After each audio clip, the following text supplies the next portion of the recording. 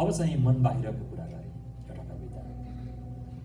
हामी सबैले सधैँ नजिकबाट देखि भोगिआएको कुरा र यो हाम्रो एक्सटेन्डेड नेपाली आइडेन्टिटीको दृष्टिबाट हेर्ने हो भने उता पनि र यता पनि जोडिरहने, ठोकिरहने, भोगिरहन पर्ने, दैनिक बाहिर जाने, भित्र आउने, त्यही चिजलाई लिएर लेखेको छु यो कविता।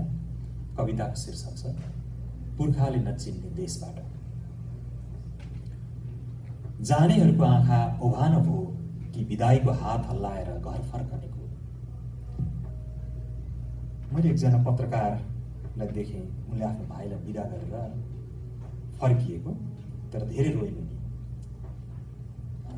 ती दिदीलाई मैले एकदम सम्झेँ यो लेख्दाखेरि। जानेहरूको आँखा ओभानो भयो कि बिदाईको हात हल्लाएर घर फर्कनेको। रातो टीका निधारभरि पार्दै एलिभेटर चढेर जानेको मन अमिलो हो कि प्लेनको फोल्डिँदै गरेको पाङ्ग्रा हेर्दै फर्केकी दिदीको आँखा दमिलो। वर्षेनी बिदा गर्दै फर्कँदै, बिदा गर्दै फेरि फर्कँदै, कहिले फिर्नेछन् ती जानेहरू। माथि भन्ज्याङतिर हल्लिरहेको पिपलको पात जस्तै एक्लै धर्मराइरहेछिन् आमाहरू, भाइहरू, हाइहरू, सङ्गीहरू। जानेहरू त गए, बस्नेहरूलाई दैलो उघार्नै छ, छाक टार्नै छ। चिनिया छाता ओढेर जानु अघि दैलोतिर फर्केर आमा ख्याल राख्नु, भर अभर बरबोटे काकालाई भन्नु, बेला बेला चिठी लेख्दै गर्छु, आपतै परे माथि बडाघरबाट फोन गर्नु भनेरै हिँडेको हो, शुभ साई गरेरै निस्केको हो। आमाको मनै उस्तो जान्दै जानेन, मान्दै मानेन, नजा बाबु पितृ पुर्खाले चिन्दै नचिनेको देशमा, पराईको भेषमा भन्नै जानेन।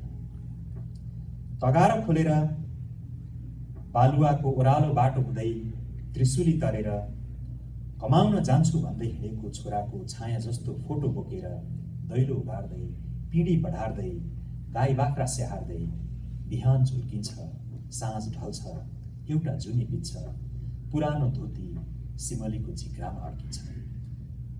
तीजको चुरा धागो, तिहारको जजङ्का, भाइ पूजाको सगुन, दिदीको मन, सयपत्रीको हार जस्तै सुकेर ओइलिन्छ। देउसीमा साथीभाइ मिस गर्छन्, युद्ध हिँड्दा सँगै मार्चपास गरेकाहरू बोली बोल्छन्।